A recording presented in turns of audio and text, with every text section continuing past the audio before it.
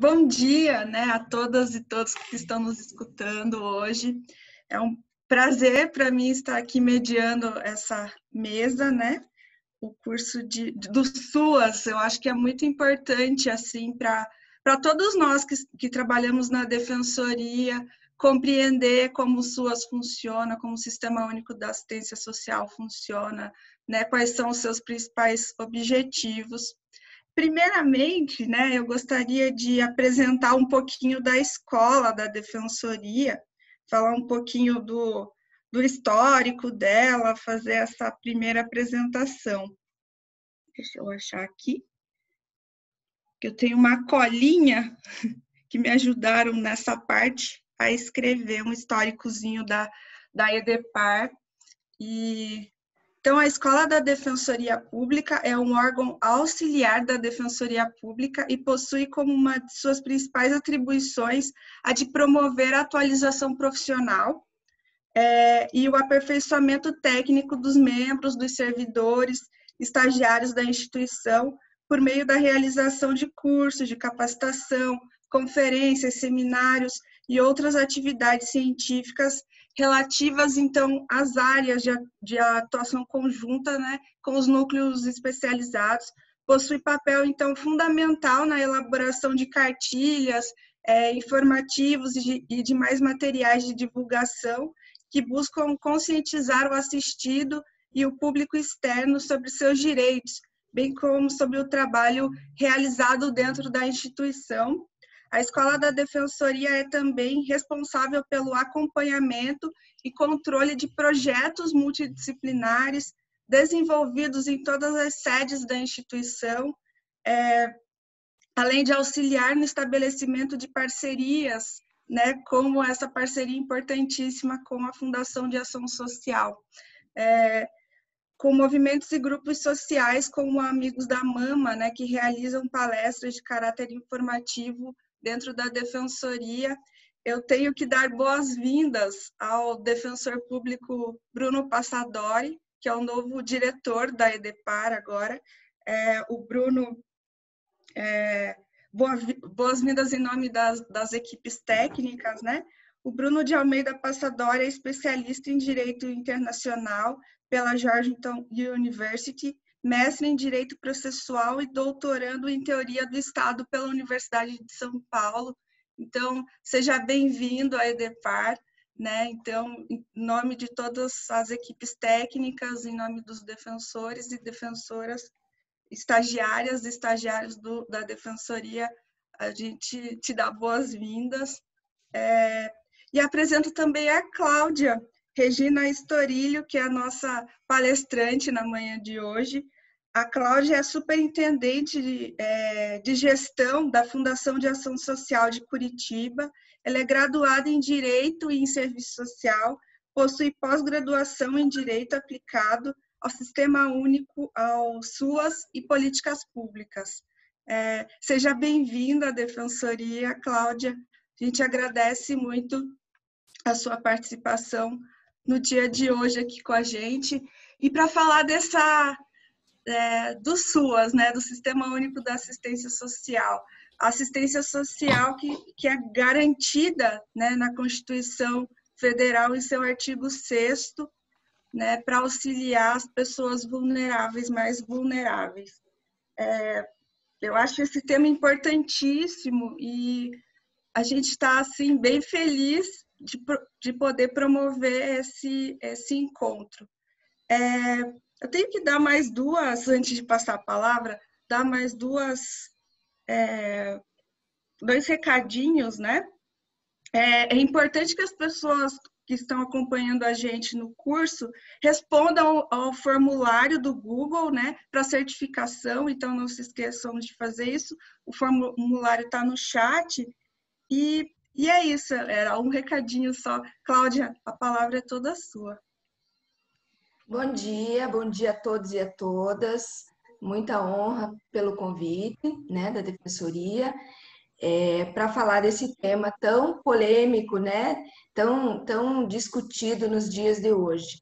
Principalmente hoje, que vivemos um momento tão difícil, né, da história, não só do Brasil, como do mundo, né? que é a questão da pandemia. Então, a pandemia hoje tem nos trazido novas formas de pensar, novas formas de agir dentro de tudo que a gente já tem estabelecido. Ontem mesmo a gente discutia sobre isso, que a gente vai ter que se reinventar em todas em todas as profissões, e na nossa também, né? As questões sociais também serão agravadas com a questão da pandemia. Hoje a gente já vive esse momento, infelizmente. Nós vamos ter que buscar alternativas para melhorar tudo que a gente já tinha e para poder restabelecer o equilíbrio. Se Deus quiser, logo a gente já estará nesse processo pós-pandemia, né? Tenho fé que já, dentro em breve, a gente já consiga viver esse momento. Mas não tem sido fácil, acho, para ninguém, né? Ninguém no mundo, tudo isso que nós estamos vivendo. Então, eu queria iniciar contextualizando. Eu sempre conto uma historinha que eu me formei em 1990 em serviço social. Depois eu me formei mais tarde em direito, mas em serviço social eu me formei em 90. A Constituição Federal é de 88, onde estabeleceu assistência social como política pública. Então, quando eu me formei, isso era muito recente, era um bebê. Então, quando eu estudei um modelo ainda anterior. Todas nós, assistentes sociais, as mais antigas, tivemos que reestudar esse novo modelo. Antes disso, antes da Constituição Federal indicar assistência social como política pública, a assistência social ela era meramente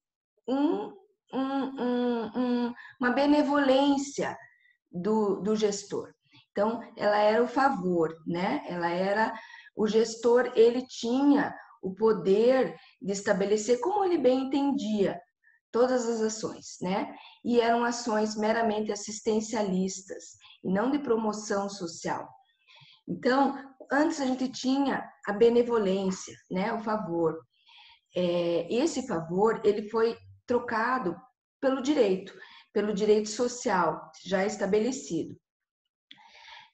Nós tínhamos antes né, até 1993, 92, nós tínhamos outros órgãos que faziam assistência social, né? Nós tínhamos, por exemplo, que iniciou-se em 1945, muito antiga, a antiga e extinta LBA, que eram profissionais que faziam o assistencialismo às à sociedade. Nós tínhamos, então, a Benesse, ela não é mais possível, ela virou, hoje, ela é o dever do Estado. Então, o que era uma questão particular, feita por alguns, ela hoje é de interesse público, ela não é mais meramente um improviso, ela é prevista em lei, ela é objeto de lei. Então, o que era o mecanismo da pobreza, hoje a gente vê como uma necessidade de promoção social, do bem comum. Então, a Constituição Federal, ela acabou com aquele assistencialismo e promoveu uma política pública de direitos estabelecidos. Então, todas as pessoas têm o direito, ela não tem mais o favor do ente político de perpetuar aquela pobreza. Então, programas e projetos que eram esporádicos, eles passam a ser permanentes. Então, isso tudo foi estabelecido na Constituição Federal, como todos sabemos, né? Lá no artigo 204 e 205, e estabeleceu-se o seguinte modelo: a Seguridade Social. O que é a Seguridade Social? Muita gente confunde a Seguridade Social com assistência social. E não, a Seguridade Social, ela é o tripé, onde tem a saúde, a previdência social e a assistência social. Então, a Seguridade é a base com as três políticas públicas. Então, nós passamos a ser o que nós éramos antes lá. vistas como as meninas boazinhas, ligadas à igreja, com coração bom. Não, hoje é uma política pública, é o dever do Estado. Então, só que com diferenças. Essas políticas públicas possuem diferenças. Seguridade Social é o norte, com a Previdência, Assistência Social e Saúde. Então, a Previdência no seguinte sentido, a Previdência Social, ela possui contribuição, ela é necessária a contribuição. A saúde e assistência social, elas não são necessárias a contribuição. Porém, a saúde é universal, é para todos.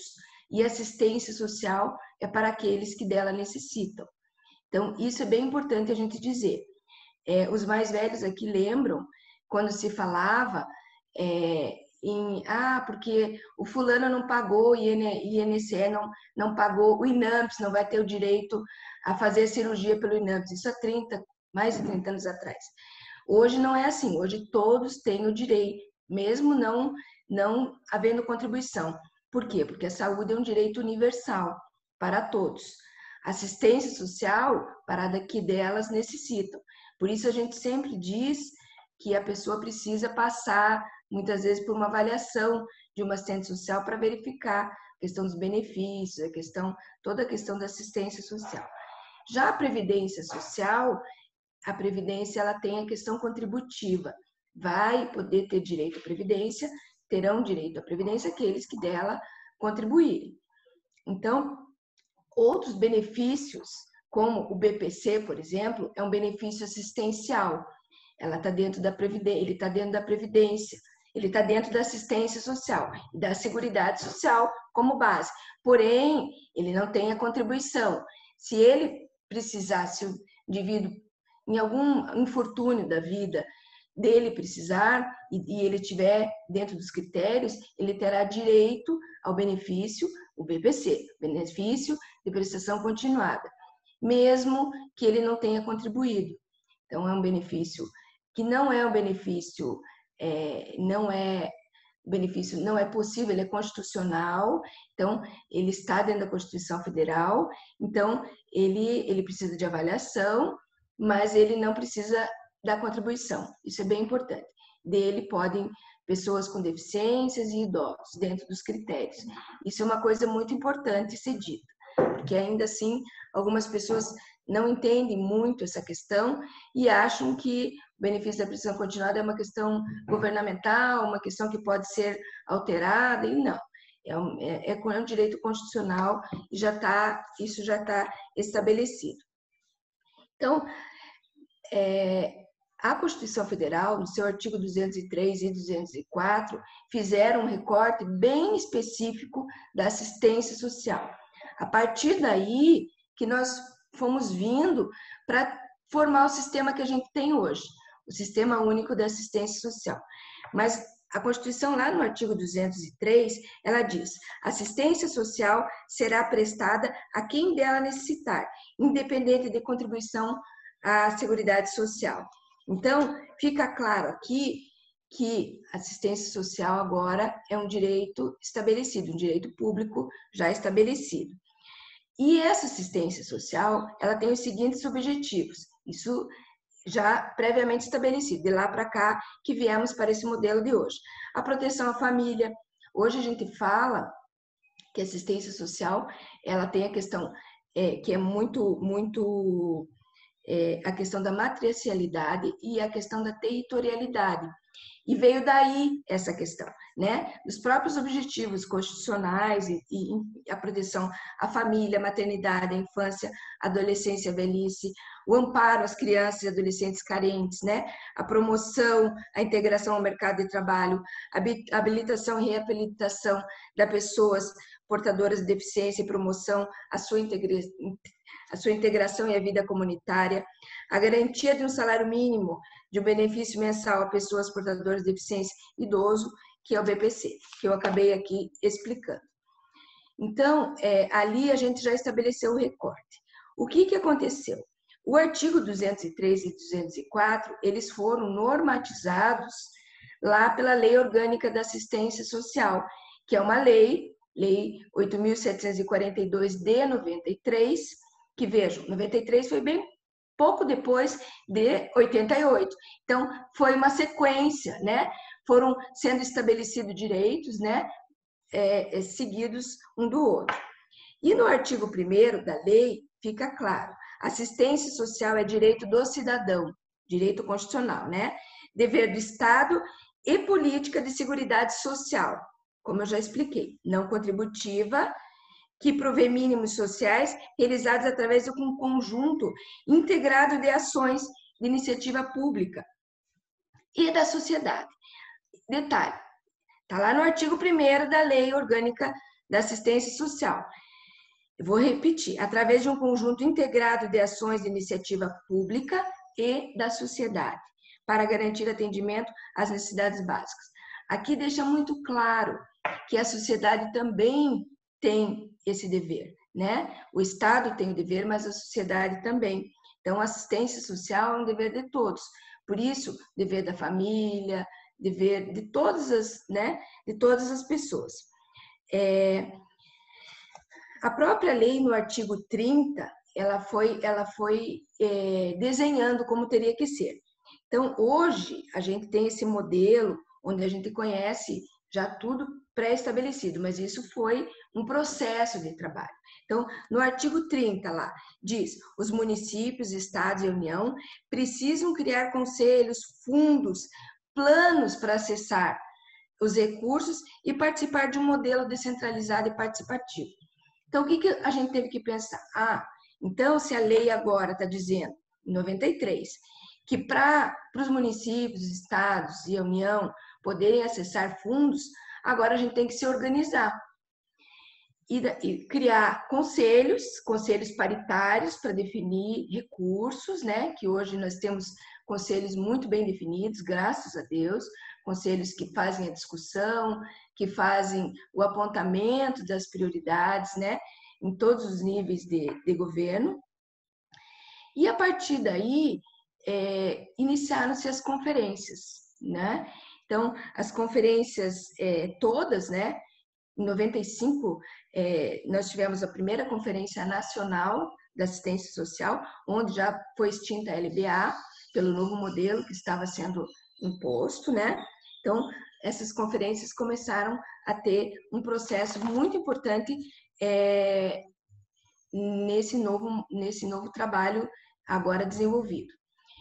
Isso passou a ser um divisor de águas. Então, nós tínhamos antes um Estado meramente assistencialista, que tinha aquela base lá junto à igreja, do pós-guerra, né, de todas aquelas questões, para hoje um sistema de direitos. Então, foi um divisor de águas, sem dúvida, né? E a partir daí, começaram-se a se estabelecer as políticas públicas. Em 2003, foi criado o Sistema Único de Assistência Social. Esse sistema ele foi discutido na 4ª Conferência Nacional de Assistência Social. Então, lá se instituiu que tinham que ser feitas ações com normas estabelecidas, e não ao bel prazer daqueles que governavam. Então, a gente tinha que desenhar isso que ficasse bem estabelecido. Então, por exemplo, nessa conferência instituiu-se, por exemplo, o Bolsa Família, como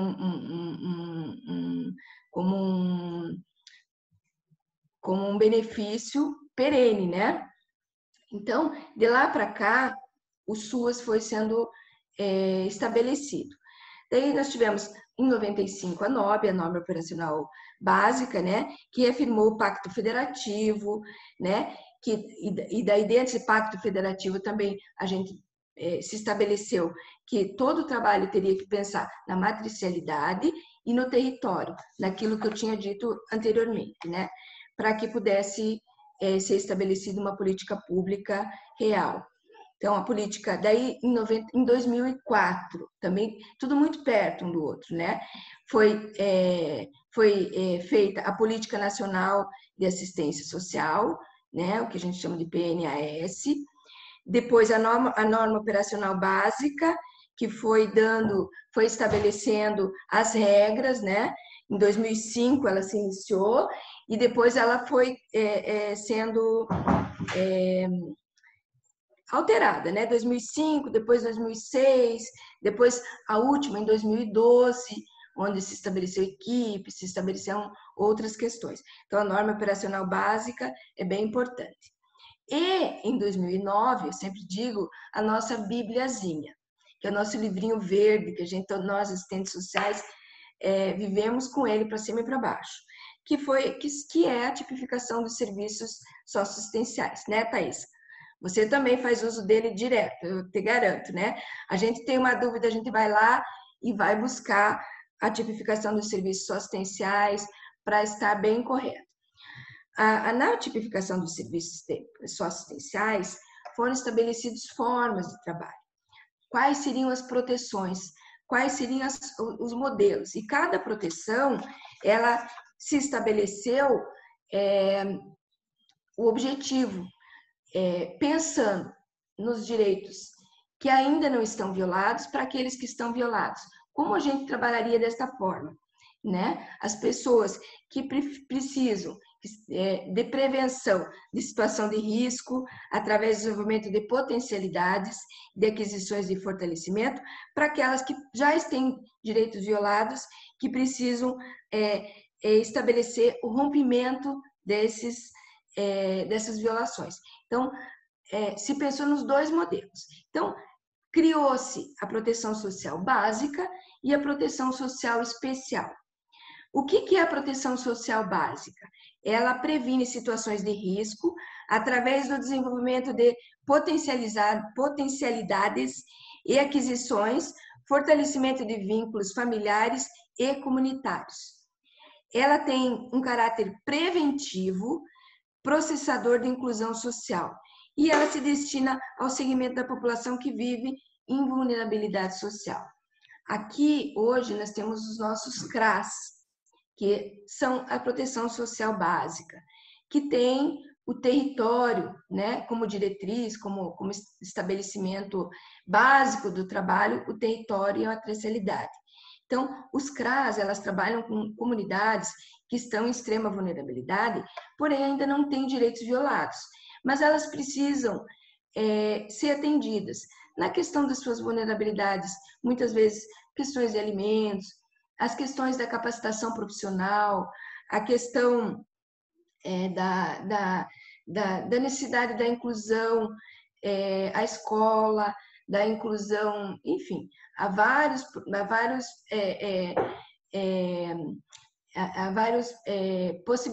possibilidades públicas de melhora da sua situação de vulnerabilidade.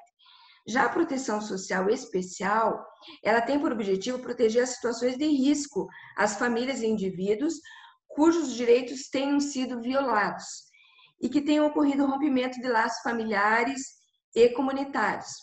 Então, houve um rompimento. Ela destina-se aos indivíduos que se encontram em alta vulnerabilidade social e pessoal. São pessoas que muitas vezes são decorrentes de abandono, de privações, de perda de vínculos, de explorações, sejam elas explorações ou violências, seja ela exploração sexual, violência física, violência emocional, omissão, negligência, abandono. Então, a proteção social especial, onde estão hoje os CREAs, elas têm esta base, elas têm a base para atender as pessoas que estão com seus direitos violados. Na proteção social especial, nós temos duas divisões, a de média complexidade e alta complexidade. A média complexidade, elas têm os seus direitos violados, têm situações de risco, mas ainda os vínculos familiares e comunitários não estão rompidos. Então, os CREAs, os centros POPs, né, que a gente tem, o centro-dia, a pessoa ainda está no seio da família. Ela não teve o vínculo familiar e comunitário rompido. Já na alta complexidade, as pessoas tiveram seus direitos absolutamente violados. Então, elas necessitam de acolhimento, elas têm a privação do vínculo familiar e comunitário. Então, é um nível, é o último estágio, infelizmente, né? Eu sempre digo que a gente trabalha muito, todos trabalham muito para que a pessoa não necessite da alta complexidade, porque o acolhimento é em última instância, seja ele para criança, seja ele para a pessoa idosa, os municípios, o Estado, em geral, ele tem que trabalhar formas alternativas de evitar o acolhimento institucional, porque a pessoa tem que estar no seio da sua comunidade, da sua família. Então, em último caso, que a gente pensa no acolhimento. Claro que em determinadas situações, o acolhimento é a única saída, né? Tanto para criança quanto para idoso, pessoa com deficiência, que às vezes, né, não possui a família. Então, mas os municípios devem trabalhar desta forma absolutamente que seja uma questão não cotidiana, né? Nós tínhamos aí alguns anos atrás, graças a Deus isso mudou muito no Brasil, um modelo de acolhimento institucional, principalmente de crianças, né? Muito frequente. Então, por exemplo, a vulnerabilidade econômica, isso eu falo há décadas, e não agora. A vulnerabilidade econômica, por exemplo, era um dos modelos de acolher, um dos modelos e um dos indicadores para acolher uma criança. A pobreza, por exemplo, né? A pobreza que eu digo financeira. Hoje, a gente não entende desta forma, graças a Deus. Hoje percebe-se a necessidade de que as políticas públicas deem suporte para aquela família consiga atender aquela criança dentro das suas necessidades, com a proteção integral necessária, estabelecida em lei, que ela tenha, né, o direito à educação, à saúde, porém, junto com a sua família. Então, todos tentam incessantemente que isso seja em última instância mesmo. Então, hoje, a assistência social, ela trabalha de maneira proativa, né? Então, hoje ela dá apoio às famílias para a superação da vulnerabilidade, seja ela da forma que for, né? Para situações precárias de renda, de direitos, enfim. Ela faz a prevenção da situação de risco, ela fortalece os vínculos familiares, isso é bem importante. Os trabalhos dos CRAS, eles têm muito forte essa questão de trabalhar com as famílias, o fortalecimento dos vínculos familiares e comunitários, que aquela família consiga estabelecer as suas ações dentro da comunidade em que ela vive, dentro da família que ela vive, de forma harmoniosa, de forma positiva. Então, os CRAS, através de todos os serviços ofertados, serviços de convivência para todos os públicos, né? Hoje, em função da pandemia, né? A maioria de todas as cidades do Brasil fizeram aí um reordenamento dessas ações pela questão que não se pode agrupar pessoas. Então, todos buscam formas alternativas de proceder esse trabalho. Mas a gente, como eu disse no início, a gente espera que isso logo passe e que logo a gente consiga novamente poder ter os grupos de convivência, ter o trabalho, né?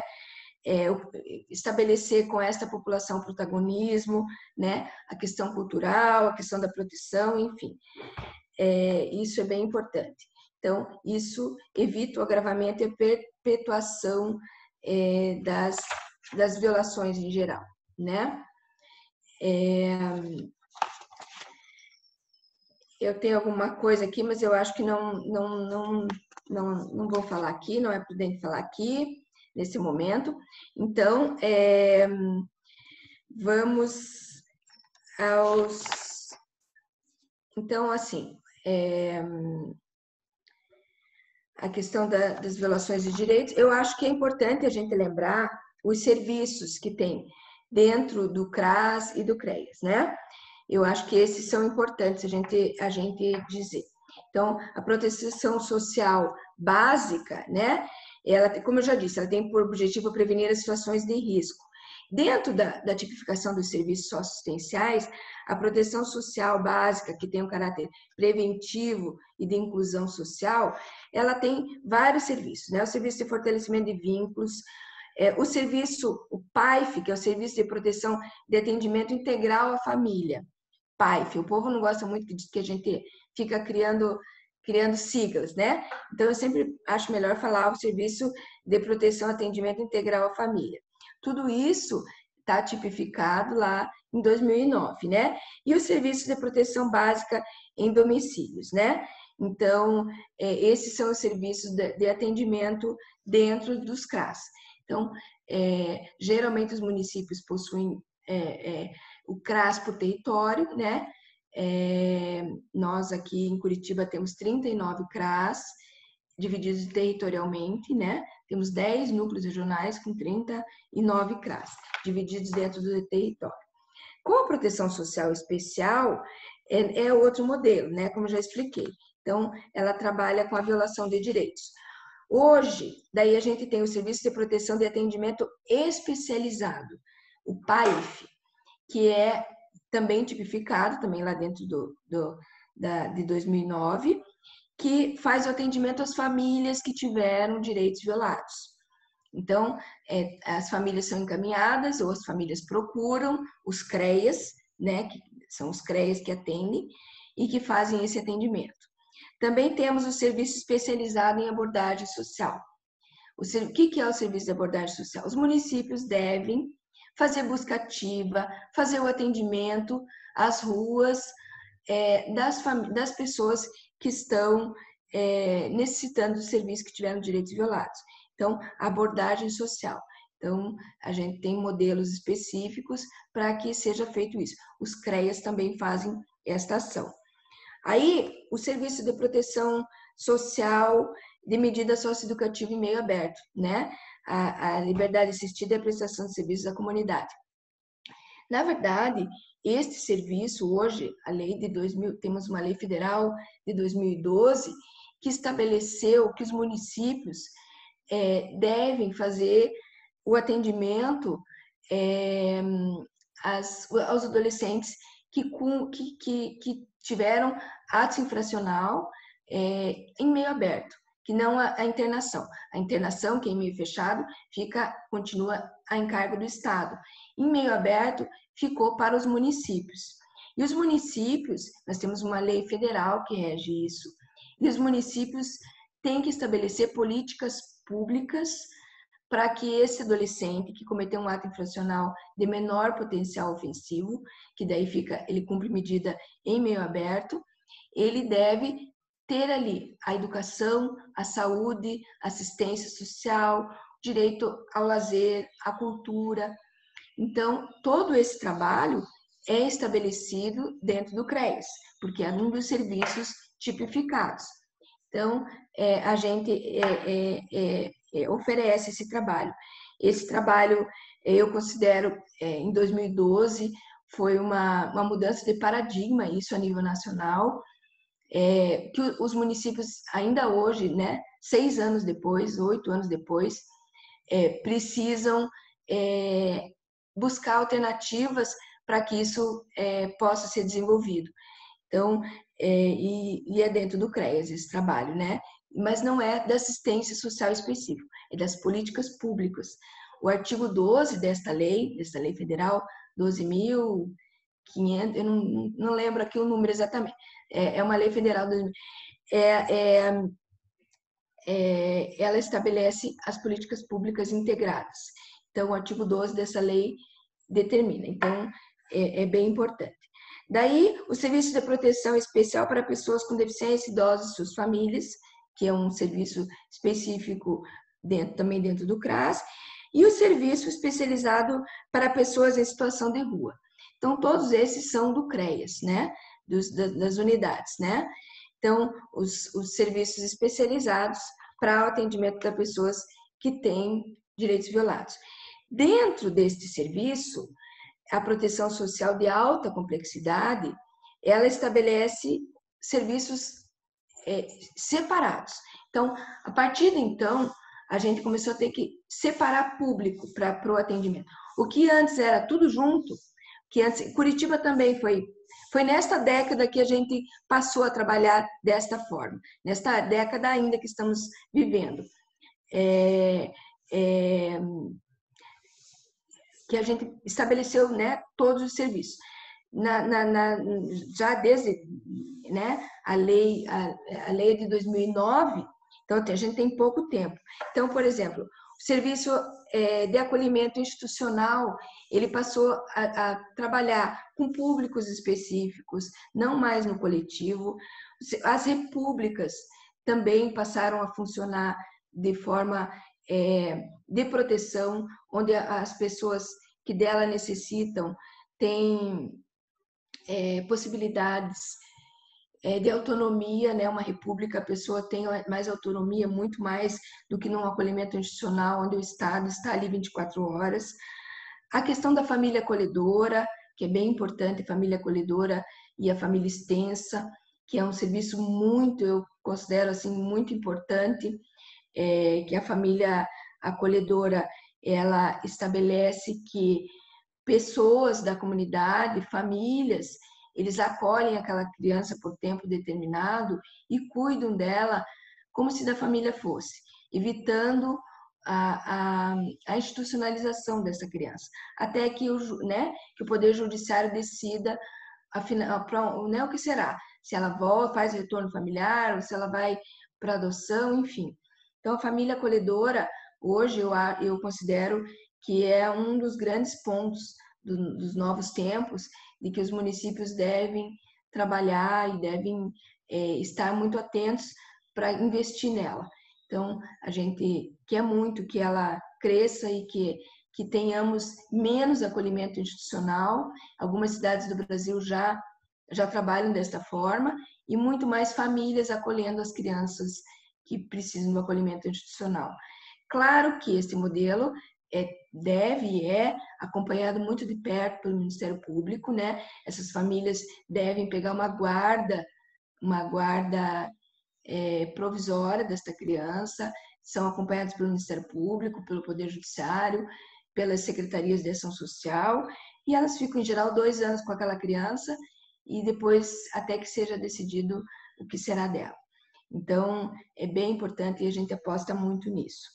E daí o serviço de proteção às situações de calamidades públicas, emergências, né? E todos os outros serviços que os CREAs sempre estão tão centrados, né? As unidades de acolhimento para criança e adolescente, a gente tem também divididos em modalidades, né? O abrigo, na modalidade casa de passagem, né? Daí o casa de passagem é só para adulto, né? A gente não pode trabalhar em casa de passagem para criança e adolescente. Então, para criança é o abrigo institucional e a casa lar. Então, e daí para adulto a modalidade de residência inclusiva, as repúblicas e outras unidades também, ok? Aqui em Curitiba, eu acho importante a gente dizer, neste momento nós temos 39 CRAS e 10 CREAs, né? Eu acho que isso é importante que todos tenham esta informação. Então, também divididos por territórios, né? Dentro dos núcleos regionais, os serviços são ofertados. A questão também do trabalho, né? A questão é importante a gente dizer que a gente prima que dentro de toda a proteção, né? É muito importante as questões do trabalho, né? As questões das ofertas, das possibilidades de que a pessoa possa efetivar alguma ação para capacitação profissional, para que ela tenha novas possibilidades. Então, se investe muito neste que é a única possibilidade mesmo dos indivíduos, né, de estarem, de poder prover o seu sustento, a sua família. Então, nós aqui também temos também, né, todos os serviços, né, todos enfim, todos os liceus de ofícios, o Cine, que também oferta né, a questão do seguro-desemprego, Mobiliza e tantos outros mais que são necessários. Ok? Mas eu acho que é isso, eu acho que devem ter perguntas a serem feitas, né? E eu fico muito grata pela oportunidade. Obrigada, Cláudia. Eu acho assim, a assistência social no Brasil, né, o modelo que a gente tem de assistência social, de política pública, como você coloca, é muito interessante. Assim como a saúde, é toda uma construção assim de uma política pública muito bem fundamentada e que às vezes é tão difícil, né? Eu vejo muita gente falando assim, Thaisa, desenha um pouco para mim como que funciona o Sistema Único de Assistência Social, porque, como você falou, é um monte de sigla, né? Vários locais diferentes em que a população pode procurar, tem essa questão da média complexidade, da alta complexidade, né? do serviço mais básico que o CRAS realiza. Então, eu mesma, né? Até a gente se atrapalha, né, Thaisa? Até a gente que é profissional da área vai falar e se atrapalha e vai falar de uma coisa e fala de outra, porque é tudo muito...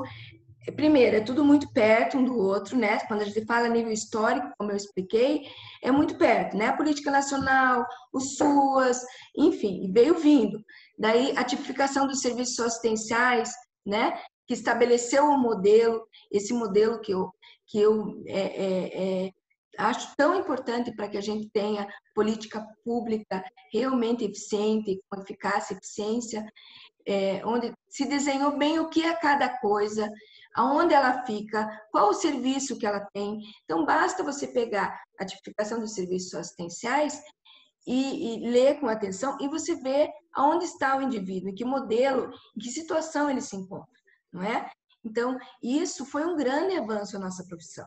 Você é mais novinha, Thaisa, mas eu que sou mais antiga, que me formei aí há bastante tempo, em 90, eu vi toda essa questão histórica ser perpassada por um modelo anterior, onde eu fui estagiária da LBA.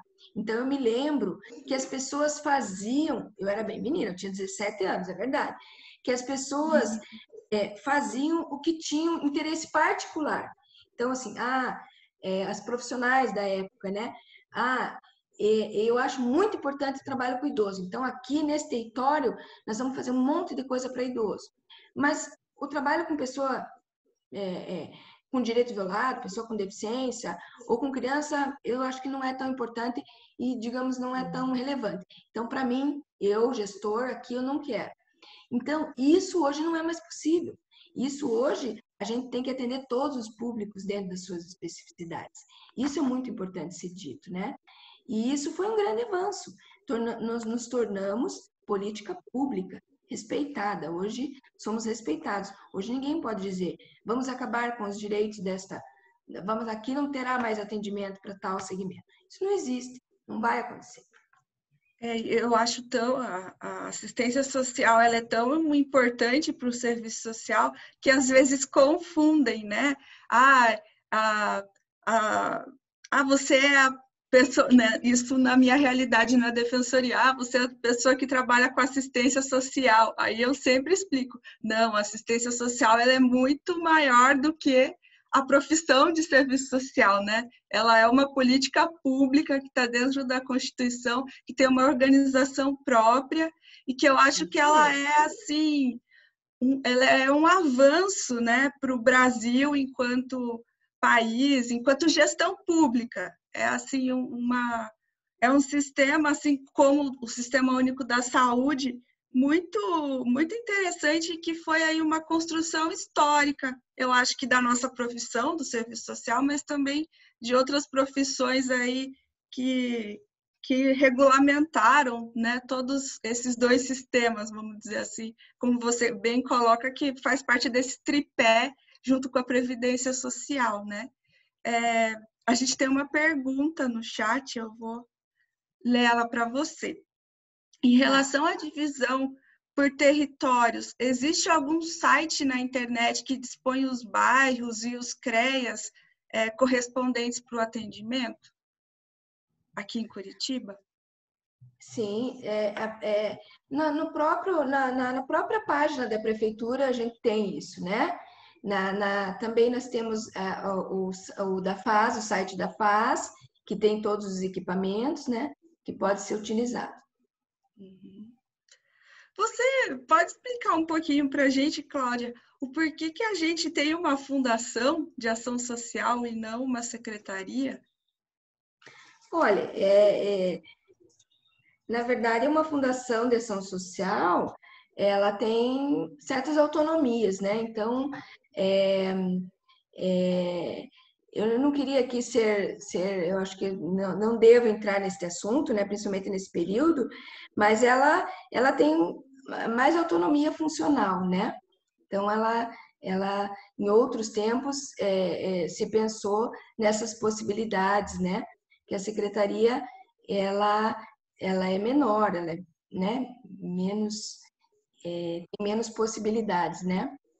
Em tempos Eu de acho pandemia, muito. por exemplo, uma fundação de ação social é muito mais importante para o município, né?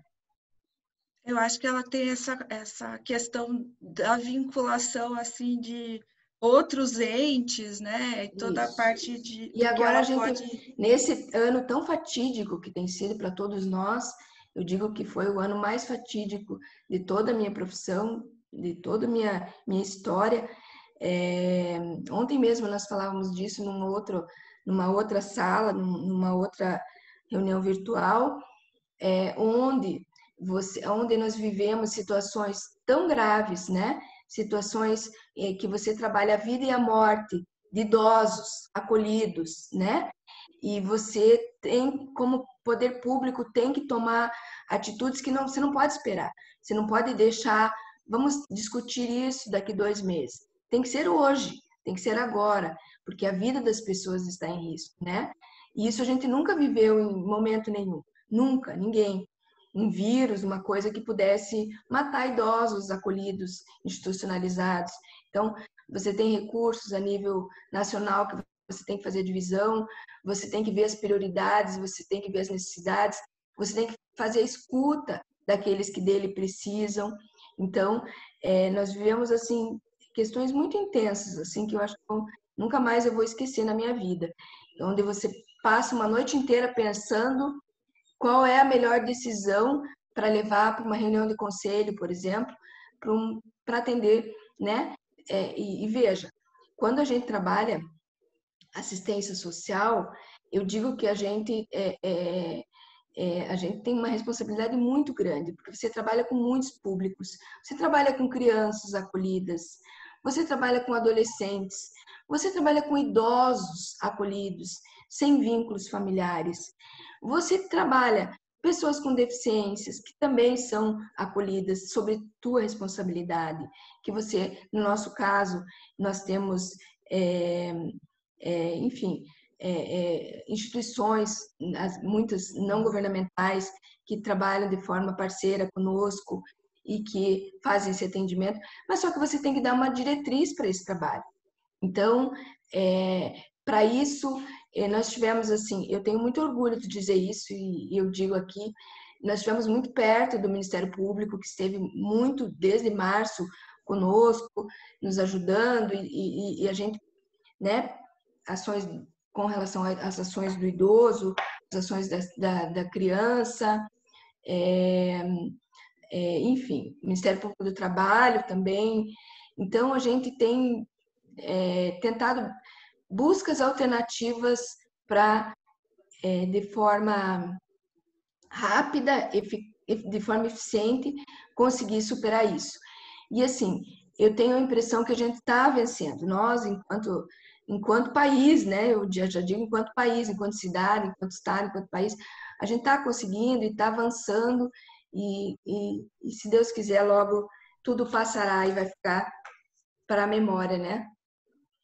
Eu acho assim, nesse momento histórico que a gente está vivendo, né, os profissionais da assistência social e da saúde estão na ponta, né? Assim, é fundamental o trabalho de vocês, da assistência social, da saúde, né, para o próprio sistema de justiça poder funcionar de alguma maneira, né? E são políticas públicas que estão atendendo a população, né, no território, como você coloca, né, por ser um sistema territorializado. Então, a assistência social hoje ela consegue, né, espraiar o trabalho e estar nos locais onde é necessário, vamos dizer assim, que o Estado esteja. Eu acho isso bem importante e é em todo o território nacional, em todas as cidades, né, do Brasil tem o CRAS, principalmente, né? E a gente tem outra pergunta, né, para Vamos lá. você. A primeira pergunta, eu não falei o nome da pessoa, foi a Rafaela Monaro que fez. Mas antes disso, teve outra pergunta da Marina que eu não li, Marina Pivolar. Se durante o atendimento na defensoria, né, ela identificar que o assistido possui alguma vulnerabilidade, como encaminho ele para o serviço de assistência? Para onde ela pode encaminhar essa pessoa? Primeiro passo, o primeiro modelo, primeiro local que ela deve ser encaminhada é para o CRAS.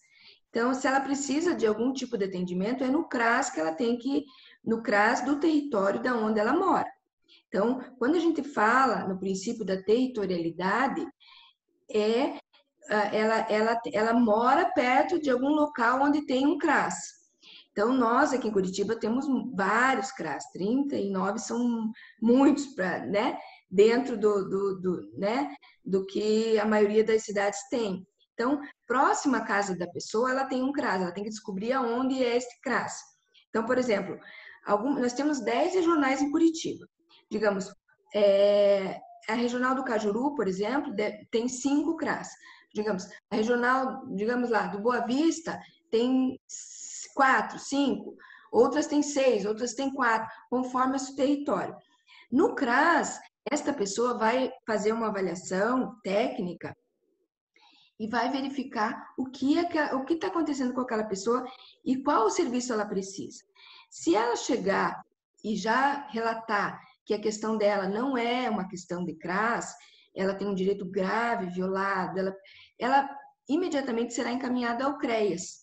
Mas eu vejo a importância da Defensoria Pública usar o primeiro encaminhamento ao CRAS, porque o CRAS, como os CRAS são mais próximos ao território de onde a pessoa reside, provavelmente ela vai ser informada do que ela precisa.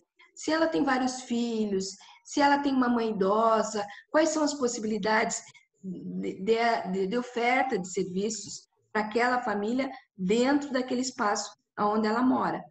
Então, às vezes, uma conversa com um técnico ali de 20 minutos, ela resolve muitos problemas. Ela vai ser orientada, nós temos equipes muito qualificadas na Fundação de Ação Social que fazem esse trabalho. Então, ela vai ser orientada exatamente o que ela precisa dentro dos seus direitos. Tem outra pergunta da Luísa. Eu não vou saber falar o sobrenome dela.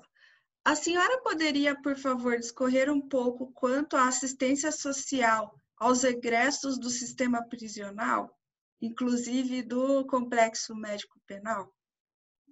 Sim, eu acho que esse não é o alvo aqui nosso, né, da nossa discussão. Acho que isso, para falar deste assunto, a gente precisaria de uma outra reunião, né? É um assunto bastante polêmico, né? Quando a gente fala desses egressos, a gente fala das pessoas que possuem as maiores vulnerabilidades, né? Essas pessoas que precisam de um atendimento integral, da questão da capacitação profissional, da questão da inserção às famílias, e daí eu falo novamente do trabalho do CRAS, do trabalho dessas famílias, né? a mobilização para que essas famílias sejam atendidas de forma integral. Por exemplo, o ingresso do sistema penal, ele precisa retornar à sua família, né? Ele precisa ter novamente a possibilidade de convivência familiar e comunitária, ele precisa de capacitação profissional para voltar ao mercado de trabalho. Então, todas essas questões são, sem dúvida, de suma importância. E é um público extremamente vulnerável, né? E daí eu digo daquilo que eu falava há pouco, da questão do adolescente que cumpre medida em meio aberto. Eu sempre digo assim, se a gente fizer um bom trabalho, a gente vai evitar que esse adulto entre no sistema penal, que é o que nós não queremos, né? Nós queremos dar possibilidades de vida a esse cidadão, a esse indivíduo, para que ele não precise, que ele não passe por essa trágica situação de ser um integrante do sistema penal, né? Então, quando ele é adolescente, que ele ainda esboça, por pequena que seja a ação de ato infracional, às vezes uma bobagem, às vezes sei lá, uma questão pequena, que é considerado um pequeno ato infracional, ele precisa assim ser olhado e ser atendido para que depois, 10 anos depois, ele não entre no sistema penal e não precise de todo esse atendimento estatal que é tão doloroso para todo mundo, né? Para a pessoa que passa por ele, para a sociedade, para a família. Então, sem dúvida, é um público extremamente vulnerável que precisa do atendimento. Eu, né, não quero aqui me falar, né, entrar em detalhes sobre isso, até por uma questão de período que a gente está vivendo hoje, né? Eu acho que não mas, assim, todos os serviços aqui em Curitiba ofertam atendimento a este público. Então, a gente tem né, a Superintendência do Trabalho, que, né, tem as questões de capacitação e encaminhamento ao trabalho, os atendimentos de CRAS, os atendimentos de CREAS, quando o cidadão tem algum direito violado. A gente tem as pessoas que, infelizmente, são egressos do sistema penal em situação de rua, né, que a gente sabe que, infelizmente, isso, né, é bem comum.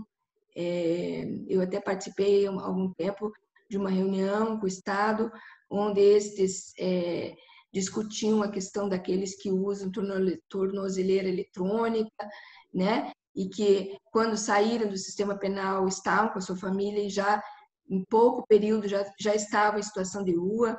Então, é bem complexo, né? Bem difícil. A Luísa também, ela gostaria que você explicasse um pouco melhor, né? Se possível, falar um pouco mais sobre essa questão da matricialidade e da territorialidade. Então, nem todos que estão nos escutando são da área, né? Tem estagiários de direito, tem os defensores, outros servidores da defensoria. Então, se você pudesse explicar um pouquinho melhor. Então, vamos lá. A matricialidade é a questão da família, né? A questão de trabalhar os vínculos familiares, a questão da família, que já na Constituição Federal, como eu li ali, fala, né? O Estado, a sociedade, a família. Então, a questão de você trabalhar essa importância. Daí vem o serviço de convivência para idoso, daí vem o atendimento, que aquela família tem potencialidades dentro daquilo que ela estabelece, de buscar alternativas dentro dela para a melhoria. Então, esta é a questão da matricialidade. A questão da territorialidade é a questão da divisão por território. Então, você, próximo a onde você mora, você tem serviços públicos que possam vir a oferecer o atendimento para a sua promoção social. Seja ele na educação, seja ele na saúde.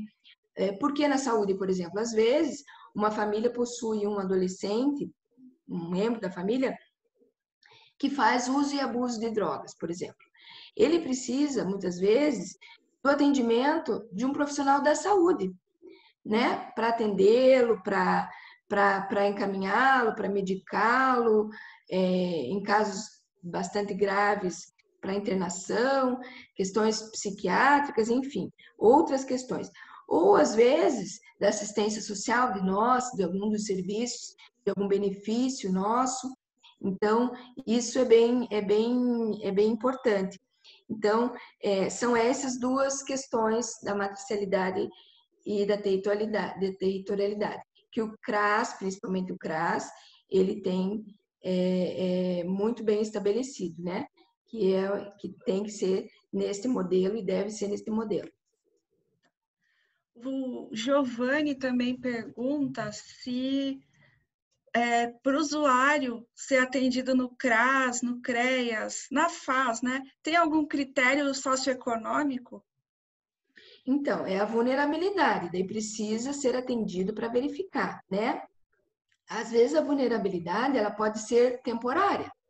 Você pode ser uma profissional, que tem um trabalho, que tem uma casa, que tem uma família, e de repente a tua vida vira de ponta cabeça e você perdeu teu emprego, ou você está numa situação familiar e você precisa da assistência social.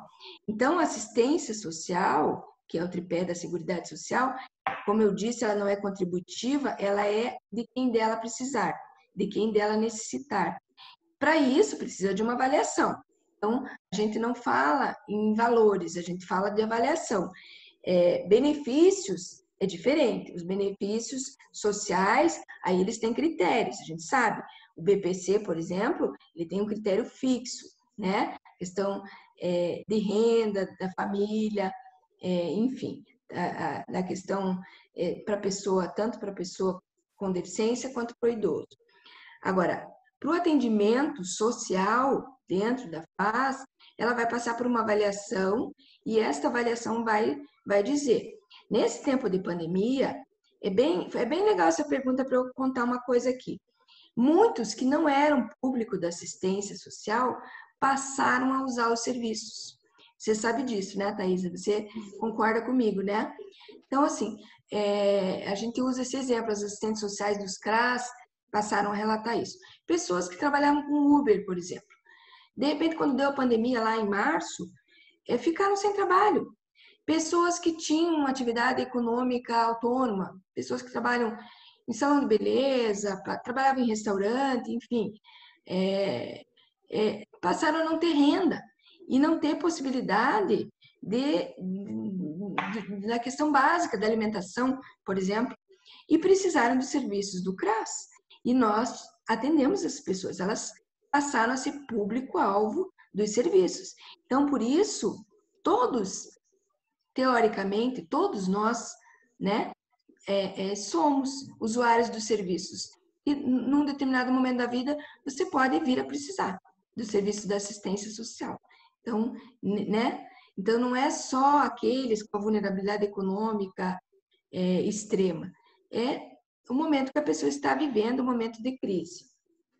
Eu acho isso bem fundamental que você coloca, e já que os usuários da assistência social, eles também vão ser os usuários que a defensoria pode atender também, né? A gente, diferente da assistência social, tem um critério de renda para o atendimento, mas eu considero que o grande volume das pessoas que são atendidas pela assistência social hoje, nos CRAS, nos CREAS, eles poderiam ser atendidas pela Defensoria Pública também. A defensora Patrícia Mendes, ela perguntou se você pode falar sobre a atuação da assistência em casos de existência de vínculos familiares fragilizados, independente da vulnerabilidade financeira. Como é que isso funciona na assistência social? Bom dia, doutora Patrícia, tudo bem? Então, na verdade, os CREAS, os nossos CREAS, eles fazem muito esse atendimento, principalmente de pessoas idosas que sofrem abandonos, né? Eu trabalhei no CREAS aí há alguns anos atrás, e eu me lembro que as famílias que lá eram encaminhadas, procedimentos, muitas vezes do Ministério Público, são encaminhados para o CREAS, para avaliação e para atendimento, e nem sempre são famílias em vulnerabilidade econômica, né? São pessoas que têm direitos violados por alguma razão, enfim, por briga de família, por abandono, por alguma razão, e que elas precisam do atendimento. Este é um caso onde a gente não está falando da questão econômica, a gente está falando da questão familiar e da questão da violação de direitos. Então, por isso que eu digo, nem sempre assistência social, ela está tão vinculada a isso. A pessoa sofreu uma violação de direitos por abandono, por exemplo. Um idoso, vou dar um exemplo, um idoso cuja família possui recursos, possui lá alguns filhos com recursos, e o idoso está abandonado em casa. E alguém, digamos, da comunidade, o vizinho, denunciou ao Ministério Público, ao CREAS, seja lá quem for, Defensoria Pública, que vai fazer os procedimentos. O CREAS, ele inicia esse atendimento, fazendo a visita a esse idoso, verificando qual a situação, e assim, a gente já viu, e a gente sabe que abandono de incapaz é crime tipificado. Quando essa família tem recursos, deve sim essa família ser responsabilizada pelo atendimento dessa pessoa, né? Juridicamente. Se tenta extraoficialmente fazer essa mobilização, fazer uma reunião com a família, fazer o atendimento, sensibilizar filhos e netos, ou, se for criança, pais e avós e tios, enfim, fazer todo esse atendimento. Mas quando esgotadas as possibilidades e quando esta pessoa continua precisando desse atendimento, daí realmente é necessário uma ação, né? Precisa judicializar, muitas vezes. Daí entra a Defensoria Pública, se ela não tem condições, né? E, enfim, daí é outra questão, são outras questões, né? Alguns desses idosos, infelizmente, precisam, às vezes, do acolhimento institucional, né? Porque se esgotam as possibilidades. Eu mesma participei de algumas audiências onde se discutiu isso e onde o próprio juiz se estabeleceu que aquela família não tinha condições de prover o atendimento daquele idoso, determinando o acolhimento institucional. Então, são discussões que, às vezes, né, existe uma questão jurídica mesmo, né? Você falou isso eu estudei conselhos, né, no meu doutorado, e eu queria que você falasse um pouco da importância dos conselhos, né, para assistência social e principalmente do fundo de assistência social. Qual que é a importância dessas duas? Olha, se você fez doutorado em conselho, você sabe muito mais conselho do que eu. Mas eu sou fã dos conselhos. Eu acho que os conselhos de direitos, eles são uma forma bastante democrática de você definir. Isso, como nós falamos, né, Thaisa, tem muito pouco tempo. Isso tem, né, os municípios se organizaram muito pouco, o lapso temporal é muito pequeno ainda para você ver resultados à frente. Mas eles são fundamentais, né? Os fundos, né? Eles são recursos que são geridos para o atendimento, onde a sua destinação é feita de forma paritária, com processos dialógicos, então, discussões muitas vezes inflamadas, né?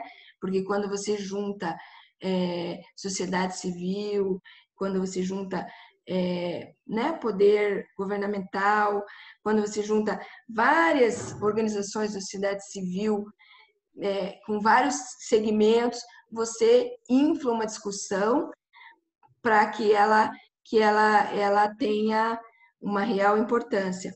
E isso é fundamental, sem dúvida, para a sociedade, né?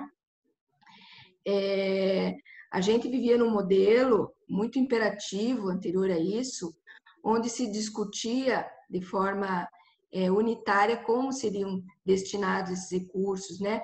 Como, quando a gente não tinha estabelecido esses fundos de forma tão clara, então, às vezes, não. Hoje, qualquer discussão dentro de um conselho, seja ele do direito da criança, seja ele do idoso, seja ele do CMAS aqui em Curitiba, né, do Conselho Municipal de Assistência Social, todas as ações, elas têm que ter um projeto que tenha um objetivo claro, um objetivo específico, um objetivo geral, bem, muito claro da sua real importância. Então, e você tem que convencer todos aqueles entes de que aquilo é para o bem comum, né? O estado do bem-estar social está se concretizando através daquela ação, daquele recurso. Então, aqui em Curitiba a gente tem esse trabalho muito bem definido, os conselhos tanto da sociedade civil. A sociedade civil possui representantes bastante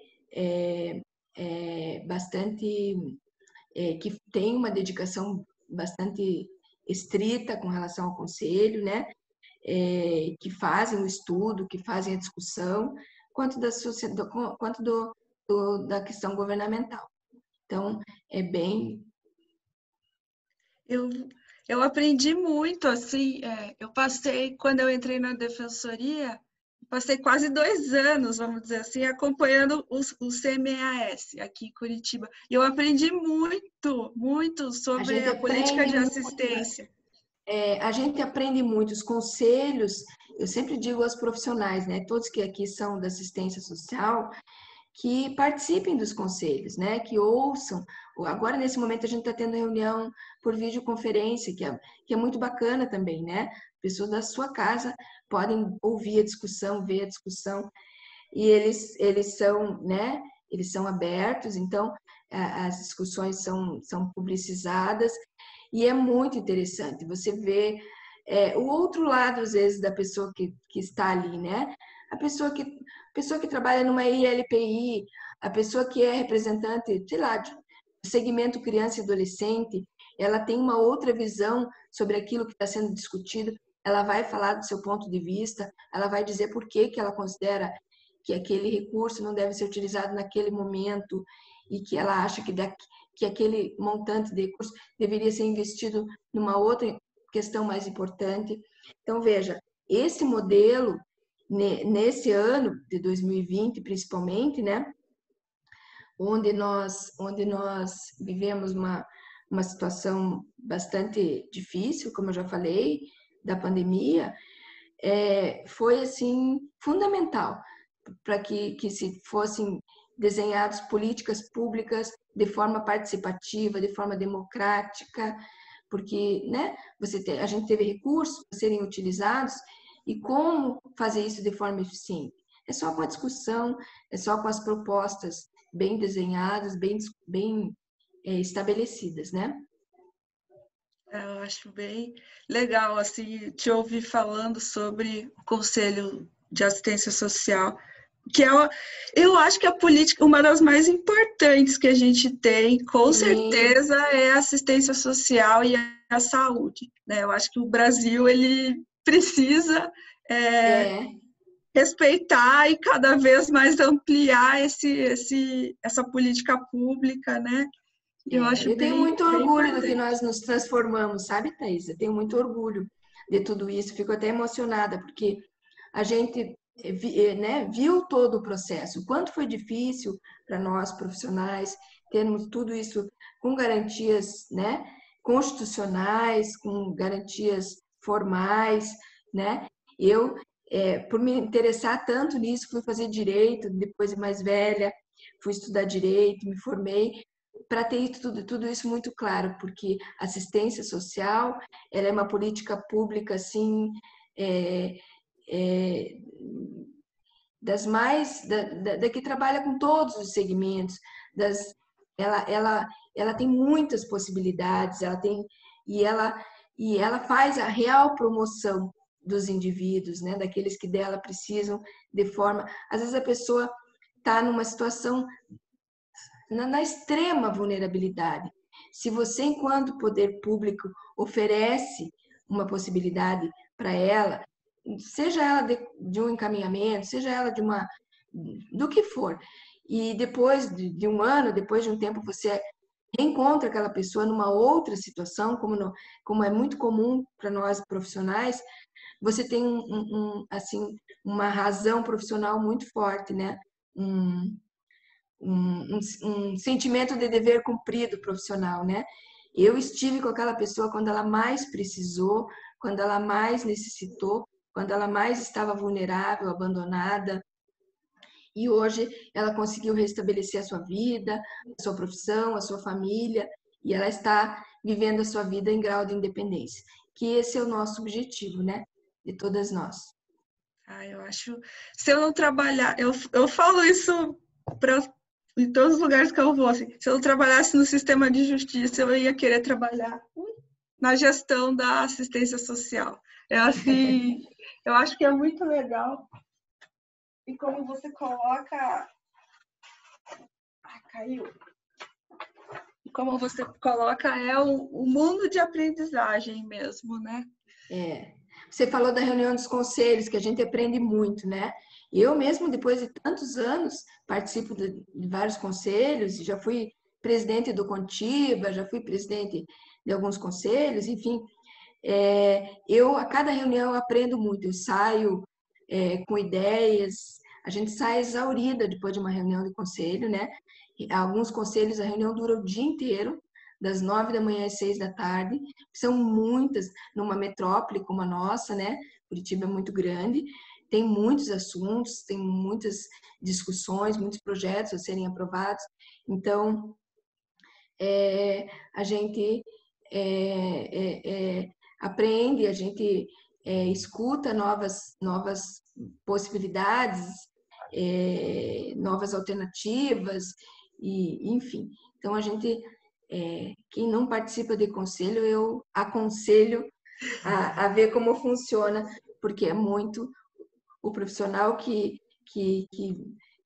né, que tem a possibilidade, ele começa a ver a política pública de uma outra forma, muito mais ampla, muito mais importante. E Thaisa, você é uma pessoa que você estudou tanto o conselho, eu acho que uma pessoa que nós vamos convidar com certeza para qualquer hora fazer uma fala nos nossos conselhos, muito bacana. Eu agradeço o convite, me sinto lisonjeada. Eu aprendo mais do que... Eu falo assim, que com o meu trabalho na defensoria eu tive que aprender um pouco sobre assistência, só que a assistência social é tão grande que a gente às vezes tem que parar e analisar tudo de novo que a gente já tinha aprendido. Então, eu acho muito legal essa área, assim, e ela é fundamental, né, para a nossa política pública. E as nossas perguntas, elas acabaram, tem gente falando que gostou muito, né, de conhecer mais sobre o Sistema Único. Eu acho que fica esse trabalho de casa para a gente, né, da Defensoria, convidar mais o pessoal da assistência social para conversar com a gente, né, para a gente poder conhecer mesmo, porque, como eu falei, o nosso público, né, alvo, ele é muito parecido, né? E a gente tem que estar sempre nesse diálogo com a assistência social, né? Eu também quero agradecer muito à Defensoria Pública pela oportunidade. Estamos disponíveis, né, em todos os nossos equipamentos para atender todas as pessoas. Espero que essa seja a primeira de algumas ações que a gente faça em conjunto, porque eu sempre digo o seguinte: a gente precisa se unir, todos, né, todos os entes, ao sistema de direitos, enfim, todos, as organizações de sociedade civil, porque o bem é o mesmo, o bem comum é o mesmo, né? Então, a sociedade, né, o atendimento, então a gente precisa muito sempre estar junto, tendo ideias e somar para o bem comum. Agradeço muito. A gente que te agradece, foi muito enriquecedor a manhã de hoje e as pessoas continuaram, eu achei bem legal, nós somos em 48 pessoas agora, eu achei bem legal assim, o movimento das pessoas acordarem cedo e virem ouvir um pouquinho do Sistema Único de Assistência Social. A gente agradece muito a sua participação. Espero ter sido clara, né? Porque é tanta informação, às vezes a gente Espero ter sido clara nas informações. Foi sim, foi ótimo, muito esclarecedor. E é assim, é aquilo que eu falei, né? A gente também tem que fazer o nosso trabalho de tentar compreender esse mundo que é a assistência social, né?